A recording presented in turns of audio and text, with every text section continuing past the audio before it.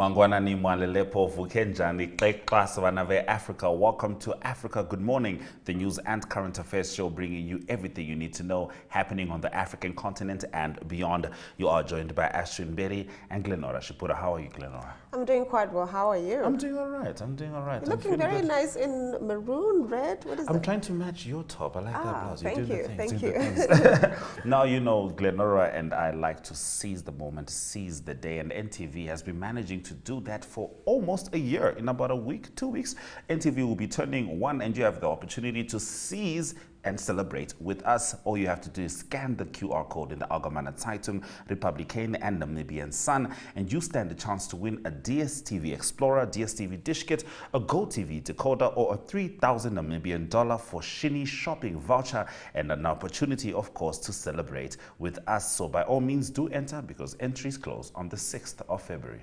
Now, on today's Africa Good Morning, we'll be taking a look at the Phala Phala investigation related to possible wrongdoing by President Cyril Ramaphosa, which is complete. Butiama College in Tanzania has spent 13 years without students. And Japan MP says country on the brink of a falling birth rate will also be crossing over to South Africa. Speaking to our correspondent, Ari Hohat, who will be bringing us the latest on the ground there, from the Phala Phala scandal to Eskom and more. Stay with us.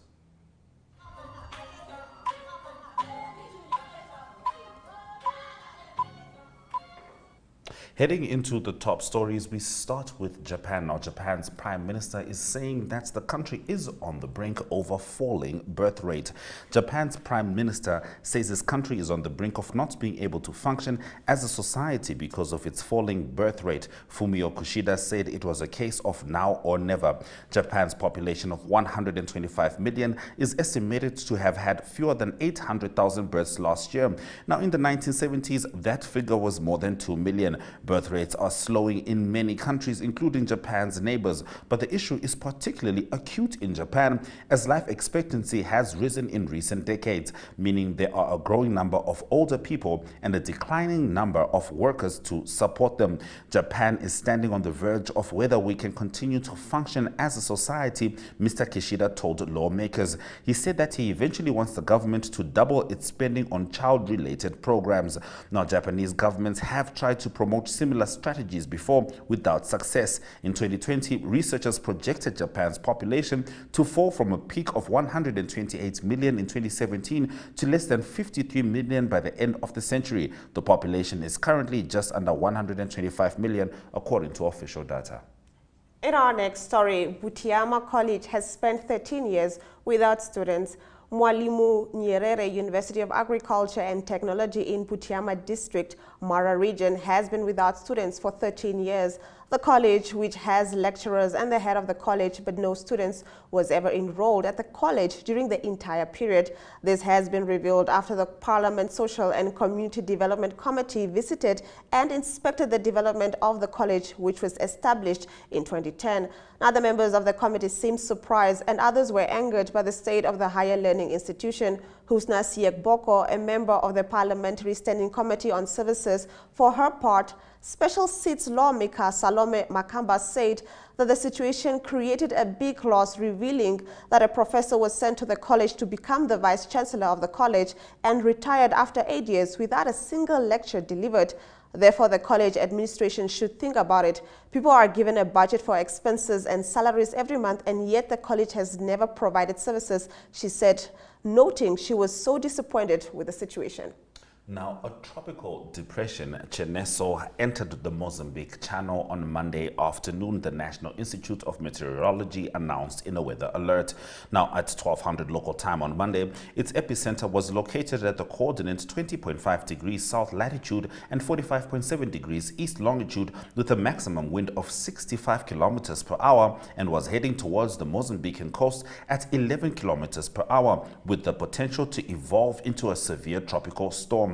INAM forecasts the occurrence of strong winds up to 45 kilometers per hour and gusts up to 65 kilometers per hour, which may agitate the sea and generate waves of up to 4 meters between the parallels 15 and 20 degrees south. Additionally, INAM expects heavy to very heavy rain accompanied by thunderstorms. INAM calls for precautionary safety measures to be taken in view of the risk associated with strong winds and heavy rain accompanied by severe thunderstorms. Getting into our next story. Government of Benguela terminates contracts with non-compliant companies. The government of Benguela is terminating the contracts with the construction companies that paralyzed the social impact works even after receiving the amounts contained in the bonds, informed the local authorities. The official worked until Saturday in 4 municipalities, and during the tour he said that most of the works will be finished before the end of the year. Now, according to the governor, Luis Nunes, who provided the information at the end of the visit to the 4 municipalities in the interior of the province, Kaimbambo, Chongoroi, Kubao, and Ganda, last Saturday, Ganda, Kaimbao, and Kubao are the ones that have paralyzed works, and it is to terminate contracts with former contractors. Luis Nunes added that the companies with which the local government is terminating ties with no longer carry out state works. There are construction companies with delays due to payment, but there are others which we are terminating the contract. They have already received the money. However, the physical execution is below what is desired. In our next story, Morocco lawmakers to review ties with European Parliament.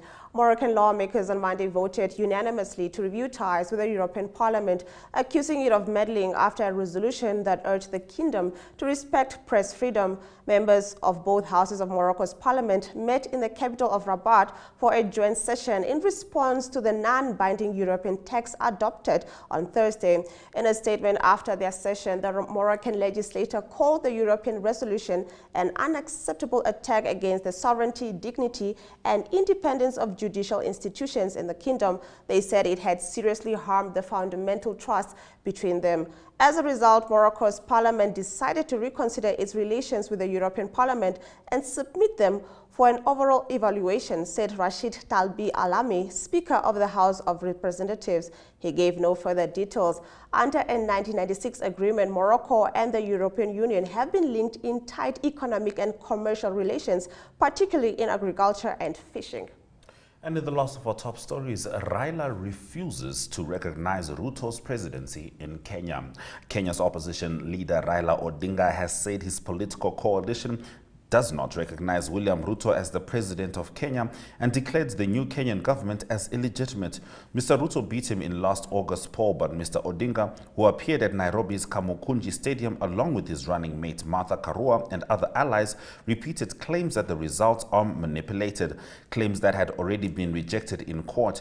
He declared that he and his movement reject the 2022 election result totally, which was received with great cheers and applause from an adoring crowd. We cannot and we don't recognize the Kenya Kwanza regime, he continued. The 2022 election was Mr. Odinga's 5th attempt at the presidency, but he was beaten by Mr. Ruto, who was declared winner in the absence of 4 election commissioners who dissented and accused the commission chairman of delivering what they called opaque results. That brings us to the end of our top stories on Africa. Good morning. After the break, we'll be talking about how Eskom needs about 7.5 billion just now. I mean, by the end of the week, so South Africa can continue having electricity. Stay with us as we chat with Ari Hochart shortly.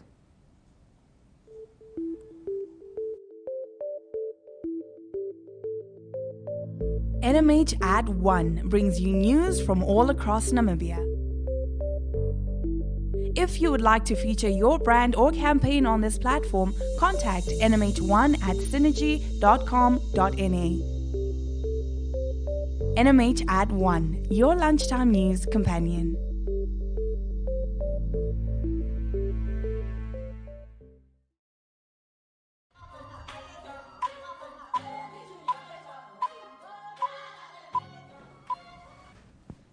We're now going to cross over to South Africa and talk to Ari Hochart about the news on the ground. Good morning, Ari. How are you? Yes, very good morning, Ashwin and Glenora. Yes, nice talking to you this morning. Always good talking to you, Ari, and particularly good seeing you, which might not be possible if Eskom does not get that 7.5 billion that is needed for electrical supply. Please do get into that story. Indeed, yes, the sunlight do help this morning, but it is a challenge in South Africa. It's a massive challenge. We've confirmed for the next 2 years there's going to be daily load shedding.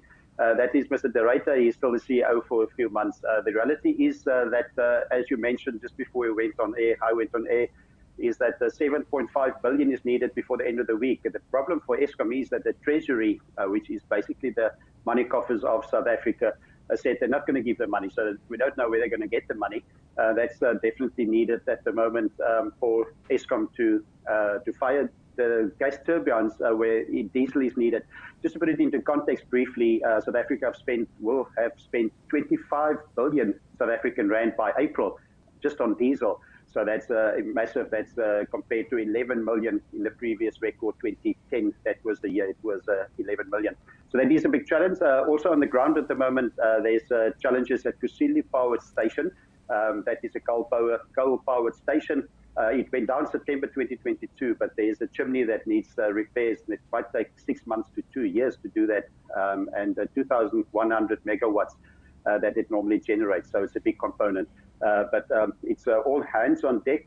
Mineral and Energy Minister Gwedi Mantashe also is not very keen to allow the Eskom a diesel license, a wholesale diesel license, and there they can save billions of rand if they can get that. But still a challenge. The South Africans do take it on the chin. We're positive, we make the best out of it, but at least it seems like there's some action where there wasn't action a few months ago. Now, in your next story, which is the topic on almost everyone's mouths, the Office of the Public Protector of South Africa confirmed that the Phala Phala investigation is complete. What does this mean? It means that it needs to be on different tables still. So we all kind of look at it and say, well, what next? And so that report, the official ruling is that there's an internal review that structures that needs to take place now. It needs to be served to relevant parties. So that means that if there's reason for him to be prosecuted, then the NPA, National Prosecuting Authorities, would need to go ahead and do that. So we await what happens or what is said in that report. It is the indication is that there will be reason to ask President or to charge President Ramaphosa. That will be a big moment. So we'll see. In South Africa, we know that people don't really get their day in court, as you know, especially with President Zuma. But hopefully that justice will be served here. So that is lots of pressure on the president in this Phala Phala case, and he needs to come clean on this. Just briefly also, President Ramaphosa, a very important week for him. He's probably going to reshuffle his cabinet in a few days' time or a few weeks' time. So that's an important component for the South African history of what happens next for South Africa as well. All right. Now, apparently, short-term insurance is set to get more expensive for consumers. Could you tell us about that? It happens every now and then, but there's a few realities for South Africa that do make it more expensive, and it's about the reinsurance. It's not only what the companies charge, it's the reinsurance of international companies that take the big risk of big events like the floods. There's a photo of the floods. For instance, the floods for Santam, one of the companies, the exposure to the floods was about 4.4 billion in claims, South African rand. But they only paid 566 million. That's because there's reinsurance international that take the rest of the, let's say, the risk. But at the moment in South Africa, there's high inflation. There's also the excess death claims of COVID-19 that's got an effect. But then the reality of Eskom unemployment, and that obviously increases theft risk. So there's definitely going to be higher increases for short-term insurance in South Africa. Now, wrapping up your stories, former SA Rugby Chief Executive Jurie Roux today takes to the Western Cape High Court in his ongoing legal battle with the University of Stellenbosch. Can you get into the story? Yeah, hopefully next week we won't have just people in court and Eskom, but we'll find other stories. Yes, the reality is that he's no longer the CEO of South African Rugby, but it's 37 million rand that Stellenbosch University claimed that it was misappropriated. He didn't get to his pockets, but he was between 2002 and 2010. He was the head of finance there, and also the chief of rugby at Stellenbosch University. So he's opposing a decision of the arbitration ruling in the High Court today. So that is quite significant. He stays on as a consultant for SA Rugby because he's busy also making a big deal. CBC Capital is the equity, might be equity partner in SA Rugby, and they're also the owners of the United Rugby Championship, also the owners of the Six Nations. So that is important. So Yuriru's still a consultant, but no longer there permanently, but he's in court today. So we'll see how that plays out. So hopefully the ball will, they will not be offside in court today. Hopefully that will be a good day for you. Thank you very much, Ari, for bringing us the news stories from South Africa. It's a big pleasure and a great day for everyone. Bye-bye. A great day indeed. Let's head straight to the weather predictions.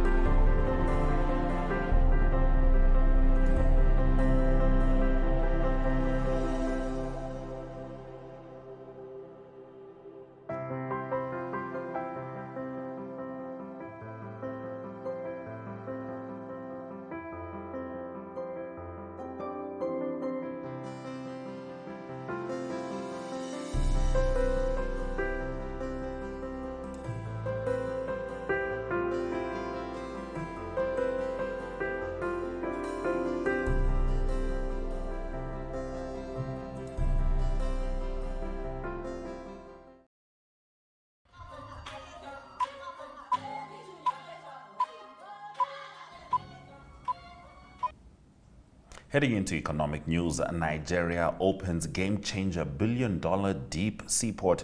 Nigeria opened a billion-dollar Chinese-built deep seaport in Lagos on Monday, which is expected to ease congestion at the country's ports and help it become an African hub for transshipment, handling cargoes in transit for other destinations. President Muhammadu Buhari has made building infrastructure a key pillar of his government's economic policy and hopes that this will help his ruling party win votes during next month's presidential election. This is a transformative project, game-changer project. This project could create at least 200,000 jobs, Chinese ambassador to Nigeria, Kui Xianshun, told Reuters after the port was commissioned by Buhari. Now, in our next story, banking apps to turn your smartphone into POS for your small business. Using a smartphone to make and accept payments is not a new concept in South Africa. An app from Nedbank known as Pocket POS has been around since 2020, and Absa Mobile Pay was introduced early last year. Now, Standard Bank will soon be introducing its soft POS pin-on-glass solution in the near future. These apps provide the technology for a very simple but nifty idea. Basically, Nedbank, Standard Bank and Absa have come up with a way for users to use their smartphone as a point-of-sales device. This is where customers tap their bank cards on the seller's phone and the seller manages the transactions on the app. All right, that's the end of our economic news stories. And Ari, the man with many talents, is back with your sports update.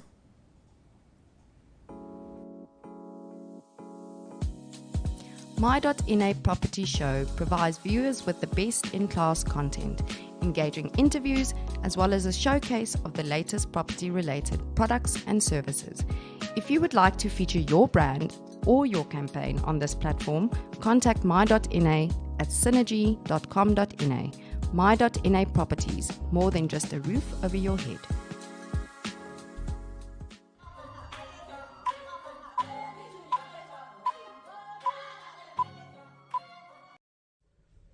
Good day everyone, time for international sports news, and starting off with tennis news. Week 2 of the Australian Open continues in Melbourne. Exciting games in the quarterfinals on the men's and women's side of the draw. On the men's side of the draw, it is Karen Khachanov. He's through to the semi-finals. He beat Sebastian Korda of the USA. The score was 7-6, 6-3 and then 3-love in the third when Sebastian Korda had to retire because of a wrist injury. It was a disappointment for Sebastian Korda. He did well leading up to the quarterfinals. It was his first quarter-final. Also, leading up to that, he beat number 7 seed Daniel Medvedev and also number 10 seed Hubert Hurkacz. So it was a great tournament for Sebastian Korda. Comes from a big sporting family. His father won the Australian Open as a tennis player, Peter Korda, and then his sisters Nelly and Jessica Korda, both professional golfers on the PGA Tour. Also coming up would be Novak Djokovic, number 4 seed. He's still in the tournament. Impressive win for him in the round of 16 when he played against Daniel de Minna of Australia. So he will play against Andrei Rublev in the quarterfinals. In the women's side of the draw, in the quarterfinals, it was Elena Rybakina that continued a good form. She's from Kazakhstan. She's a Wimbledon champion of 2022. In great form also in this tournament. She beat number 17 seed Jelena Ostapenko of Latvia by 6-2 and 6-4. Elena Rybakina is number 22, number 22nd seed in the Australian Open in this tournament. She also earlier beat number 1 seed Iga Swiatek. Coming up also is Aryna Sabalenka, the number 5th seed. She will play against Donna Vekic, and then it is Magda Linette. She's unseeded from Poland. She will play in the quarterfinals against Karolina Pliskova. On to some soccer news, and it's not good news for Everton at the moment. And the latest news from Everton is that their coach, that is Frank Lampard, has been sacked. So that is 8 Premier League games without a win. The last 8 games, that was for Everton. They're second last on the points in the English Premier League at the moment. They've got 15 points after 20 games, and they have 9 losses in the last 12 games. So it will be the 6th manager in 5 years, the new coach that will be appointed after Frank Lampard. Not sure who it will be. There's lots of speculation who it might be. One of the names mentioned is former Leeds boss, and that is Marcelo Bielsa. He is an Argentinian, 67 years old, and it's not confirmed if he will apply for the job, but he's mentioned in the circles that he might take over from Frank Lampard. Also mentioned is a former England international and Man United star, that is Wayne Rooney. Wayne Rooney, currently the coach of DC United in the United States of America. His name's been mentioned. And then also the former Southampton coach, it is Ralph Hasenhüttl. He is also mentioned as a possible replacement for Frank Lampard. The next game for Everton is going to be on the 4th of February. That is against Arsenal. That will be a tough game for them, as Arsenal currently the lot leaders on the English Premier League. And continuing international sports news with golf news, the new world rankings been announced after the weekend's golf tournaments, and it is still Rory McIlroy, the world number 1. Moving up to number 3 is Jon Rahm. He won the American Express golf tournament this past weekend in the USA. He's up to number 3 in the world, swapping places with Cameron Smith. Besides Scotty Scheffler, number 2, there's also Patrick Cantley, Xander Schauffele, and also Will Zalatoris, and then Colin Morikawa and Justin Thomas, all in the top 10 in the world at the moment. Also a big move up for Victor Perez from France. He won the Abu Dhabi Championships over the weekend. He was 111th in the world before the weekend, and now after the win he's number 63 in the world. Southern African interest not good, no South African golfer either.